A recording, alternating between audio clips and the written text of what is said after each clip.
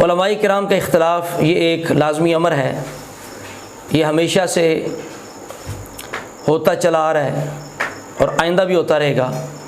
عوام الناس پہ یہ ضروری ہے، اور اسی طرح جو نئے نئے نوجوان فاضل حضرات ہیں اور فیس بک پہ بیٹھے مفتی اور محقق حضرات جو ہیں، ان پر ضروری ہے کہ وہ اپنا قد بھی دیکھیں اور علماء کرام کا جو مقام ہے اس کا بھی لحاظ رکھیں۔ با ادب با نصیب، بے ادب بے نصیب۔ تو لہٰذا کسی بھی حسد بغض کی بنا پر کسی بھی عالم ربانی، عالم اہل سنت کی بے ادبی کرنا، توہین کرنا، یہ ایمان کو خطرے میں ڈالنے کے مترادف ہے۔ اس لیے ضروری ہے کہ ظنی مسائل کے اندر، ظنی عقائد میں، فقہی مسائل میں علماء کا اختلاف ہوتا رہتا ہے، تو ہمیں یہ حق نہیں پہنچتا کہ ہم کسی بھی عالم دین کی توہین کریں۔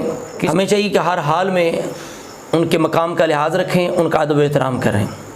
علماء اہل سنت کی خدمت میں بھی یہ گزارش ہے کہ جب بھی کوئی اختلاف ہو تو پوری کوشش کریں کہ مل بیٹھ کے مسئلہ حل کیا جائے۔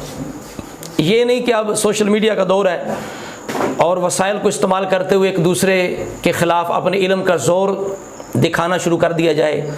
اس سے بہت فتنے جو ہیں وہ جنم لیتے ہیں، اور عام جو حضرات ہیں آج کے دور کے اندر، جو عام لوگ ہیں، عوام ہے، جب ان کے سامنے اس طرح کی چیزیں آتی ہیں کہ علماء بیٹھ کے ایک دوسرے کے خلاف تقریریں کر رہے ہیں، بیان دے رہے ہیں، تو ان کا بھی حوصلہ بڑھ جاتا ہے اور وہ بھی علماء کے خلاف زبان جو ہے وہ چلانا شروع کر دیتے ہیں۔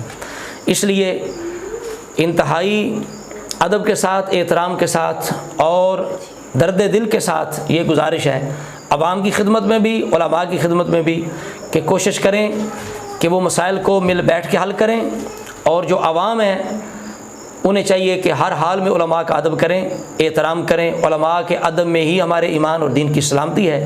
دعا ہے اللہ رب العزت علماء اہل سنت کو آپس میں اتفاق اور محبت عطا فرمائے، قرب عطا فرمائے۔